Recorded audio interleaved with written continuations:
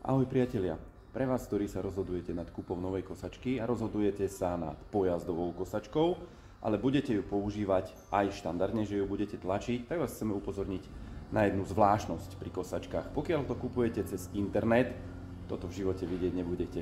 Takže ako sa to tlačí bez pojazdu, aký to má odpor, ako to jednoducho ide, ukážeme s Borkom. Na tento krátky testík sme si vybrali dve kosačky. Jedna kategória je niekde pod 500 €, samozrejme s pojazdom. Druhá kategória je niekde okolo 300 €, takisto s pojazdom.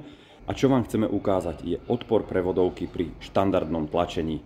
Borko, sme na štarte, poď.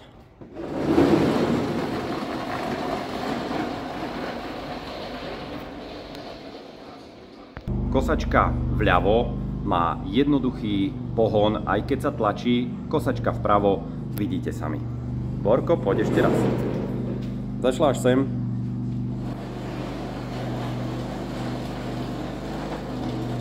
Zašla až sem. Takže pokiaľ chcete urobiť maminke radosť, aby mala krásny zadok, kúpte jej toto. Pokiaľ chcete mať kľud, tak radšej odporúčam voľbu niečoho jednoduchšieho.